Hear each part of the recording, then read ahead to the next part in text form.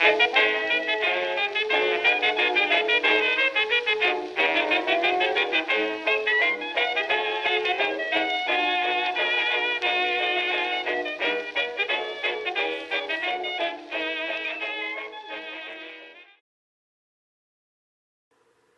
hello and welcome to the Old Garage number 15. I'm Wild Bill. Do have a few questions, a little bit of silliness, and of course a good shout out and even a bit of admin. So let's get on with it. First of all, we've got James MacArthur. He asked the following question.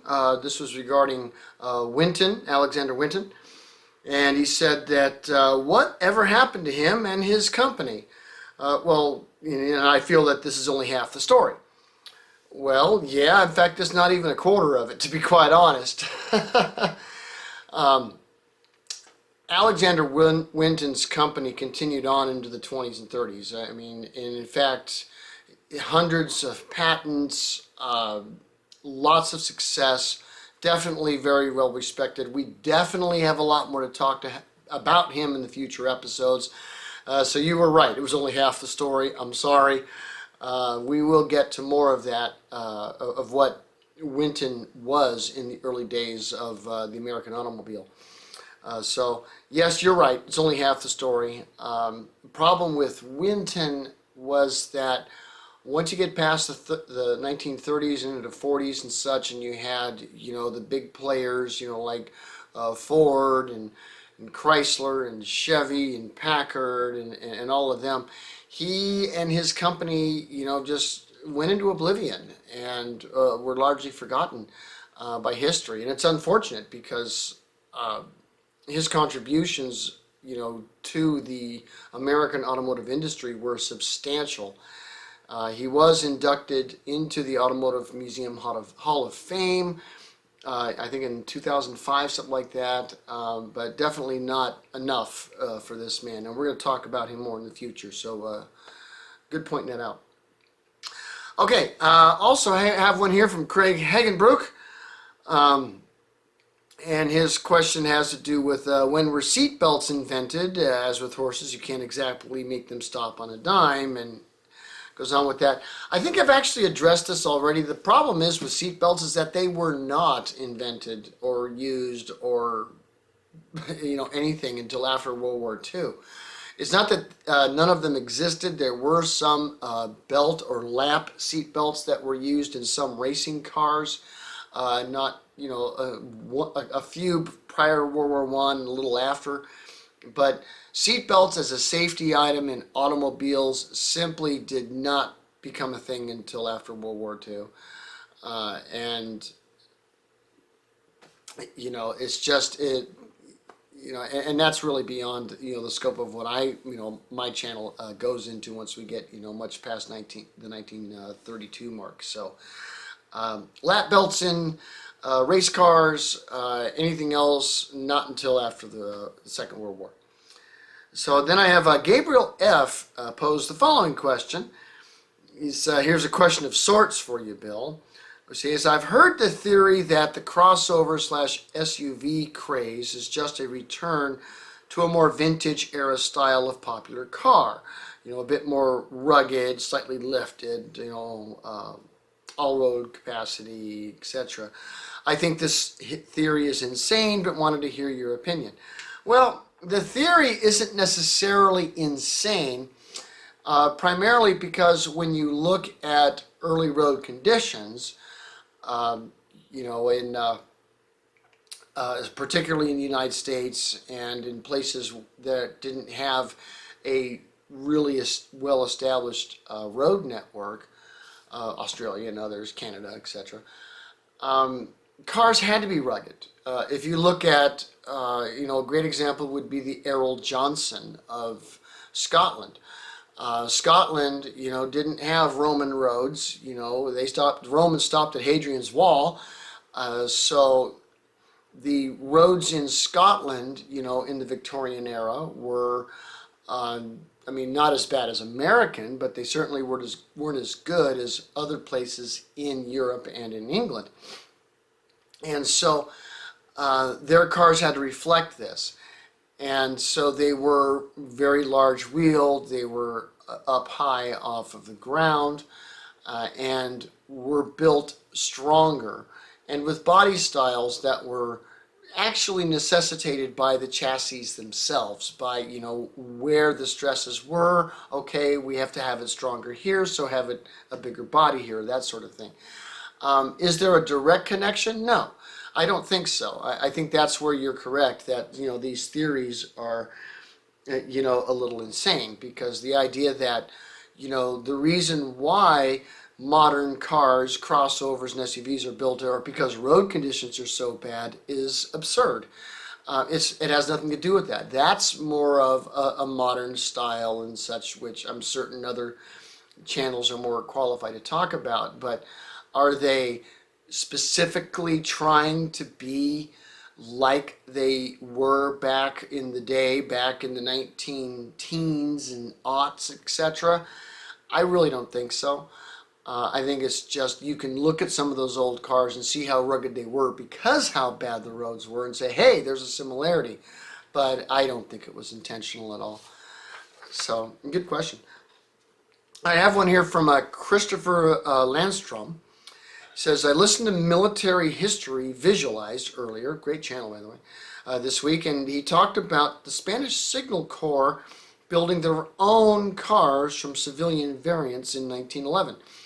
Was this common practice among militaries, building own versions of pre-existing cars for military use, or was it more common to have them purpose-made? When did the military really understand the importance of cars? I think you just asked a question that will take me probably 50 episodes to answer. Did militaries take cars and modify them for their own use? Yes, all over the place. Europe, America, elsewhere, yes, it happened.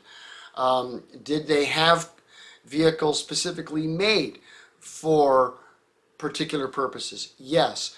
Did they garnish entire factories and just have them make whatever they wanted? Yes. Did militaries take existing private cars and garnish them for military use en masse? Yes, that happened. The amount of military uses for cars is long, and there's no way I could give it any kind of justice in the old garage. But it started as early as the Second Boer War and the Spanish-American War of 1898, where you were seeing, you know, cars were now existing, and militaries were looking at them going, what could these do? And this continued, because you had other things, you know, happen during that time. You know, the Russians and the Japanese, you know, had issues back in 1905, 1906. There were various other conflicts or near conflicts where militaries were looking at these new cars and how they could be used. And it's not just the militaries. The civil governments were looking at them at the same time. You know, fire departments, police departments, mail service, postal service, were all back in this day looking at the automobile and saying, is this viable for what we do? I remember a story, and off the top of my head, I just can't remember. I think this was in Surrey, England, I think, around 1900. But they were evaluating a car for postal service, and the things that, you know, they gave back in their report about how this car worked or didn't work was, you know, silly when you think about it, because they said, you know what, you put on, you know, boxes and bins and racks and things so that it could carry post and parcels. However, the engine was not able to pull the vehicle up a hill when it was fully loaded. It could only do it when it was empty. This was a problem. It ran into the problem of there's no mechanism on this vehicle for it to go backwards, and this is important when delivering the mail. You know, this was the kind of, you know, evaluations that were happening. As far as the Spanish Signal Corps, yes, they took some cars and modified them and had the factory do it. You had Ford doing the same. You had France, you know, oh gosh, you know, what happened, you know, there's some famous battles involving, you know, just the French military saying, hey, all you Renault taxis, you're in the military now, go and move our troops. There's a ton, and we will get there. Thankfully, I'm in this channel for the long haul. Hopefully, you all are as well. We are going to get to those kinds of situations. You know, how the car and the military and paramilitary and civil service all eventually got to get along. As the 20th century progressed. So we will get there. Great question. It's gonna get. We'll do it. Okay, and I have one more here. That is a James MacArthur question again from a different episode. This was regarding Belgium, and he says that in your segment from electric cars from this era, one topped out at over 60 miles an hour, if I remember correctly. And when you say that DOS cars were very fast, in comparison to that, how fast were they? Well, here's something to keep in mind. The two cars that you're mentioning, the electric cars, that were in episode 14, these were specifically designed as land speed record-breaking cars. They were designed to be put on a smooth surface, go in a straight line as fast as possible. Now let's also keep this in mind. Neither of those two cars were useful in actual traffic. Okay? They were not capable of being, cars that you could drive on a regular road. They were very special purpose made. And when you look at racing in the 19th and very early 20th century, the cars that were being raced, for the most part, were not specially made for those races. True, that would change in history. For example, a car that may win Le Mans would get its butt beat on a, if it was running quarter miles on a drag strip, because cars are specialized. But that wasn't the case back in the day. You would take a car off the shelf or off the production line, as it were. You would make some modifications to it, whatever was necessary to make it even lighter or even faster or whatever, and you would drive it as you would drive a regular car. And this is where DOS was very good. Keep in mind, electric cars, even though they held the world land speed record, were very pedestrian at the time. A production electric car, if it made 12 miles an hour, it was fast. They weren't designed for speed for practical use. Whether that's right or wrong, I'm not going to say, but that's just simply the way it worked out. Whereas when you have your steam and gas cars, they were made for more speed and were far more maneuverable at speed, and that's where DOS was very good. In 1900, they had a car that around a track would be able to do 35, 40, 45 miles an hour on average, whereas a lesser car might not quite hit a 40 mile an hour average because its ability to not only be fast, but quick and maneuverable. And this became, the all in all when it came to racing. Okay, and the balance of all of those things, depending on the type of racing you were doing. You've got the amount of power, the amount of grip, the amount of maneuverability, etc. How do you make a race car? And oftentimes, the car made the race. You would come up with something that was really good and say, hey, I can do good at this, let's make a race about it. I mean, the hill climb races were very much a result of that. But yeah, DOS was very good at racing because they were easily adaptable, they were fast and maneuverable, whereas your world record breaking cars are anything but maneuverable and not suitable for regular driving.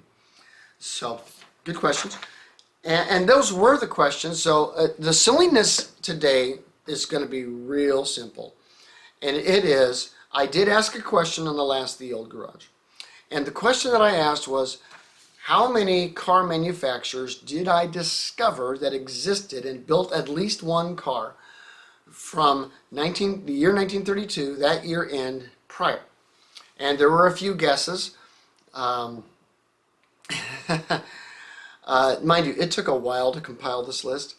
But as far as companies, and again, it wasn't just a person building their own vehicle for personal use. It had to be a company or at least an individual representing himself as such to build cars for sale, and at least built one. Worldwide, I found, are you ready? 2,956. Yes, 2,956 companies tried or successfully built cars, or at least built one, from the year 1932 and backwards, all the way back, and I think I counted as far back as I could reasonably count a car. The almost cars, from other episodes didn't make that list. So, Didier Bouton, basically, and Carl Benz is where that list began. But yeah, that's a lot, almost 3,000. And that's how many I found. If you know of something I didn't find, please let me know in the comments, and I'll look it up and make sure it wasn't listed so I can add it to the list of car manufacturers of 1932 and prior. Isn't that cool? All right. We do have a shout out to do. And this is, I like the shout outs because, I'm not a big YouTuber. I'm still I'm not brand new. I'm 7-8 months into it, but still tiny. And there are some really cool YouTube channels out there that I think folks would like. And here's one, because I deal with old cars, vintage cars, veteran cars, these ancient cars, but yet there are some of these cars being built today, and classic cars being built today, and other cars being built today, and they're built really, really tiny, like by companies like Hot Wheels and Matchbox and others, and that I don't even know the names of. But there's somebody that does. He knows all of them because I think he's got every single miniature car ever made, and he's got a whole channel dedicated to them. And you've got to check this out. It's George's Miniature Cars. His channel is all about this massive collection of miniature cars, toy cars, some in the packaging, some not in the packaging, some in collections, some specials, all kinds of stuff. And he will go through and explain what each of these are. Now, even if you're not into the miniature cars, because I'll admit I'm not necessarily into them, but he presents them with just a pedantic passion, and once you watch his channel, you'll understand what I mean, that he obviously loves what he does, and all you got to do is watch it, and you're going to love it too, because it's a lot of fun just to see just the incredible scope of just these little cars that he has. He's a great channel. Check it out. Okay, little bit of admin, and that is, as you probably noticed, that the old garage was a month spaced. I did put that in the community section on YouTube, but I don't think anybody looks at those anyway. But and the reason was simple. It's because, when I first started the channel, I had a lot of initial questions, and some of them were very, very broad, like the question that I had from Christopher Langstrom. And a lot of those now I've been able to cover, in some of the special episodes. And so the questions slowed down. So we're just going to do the old garages monthly. And once I start really turning the page, and everybody, when I do the episode on Henry Ford, that is kind of like me turning the page. So watch for it. And so until that time, they're going to be monthly. But in any case, that's what I had, the question, silliness, and the shout outs. So thanks for watching, and we will see you next week. Peace.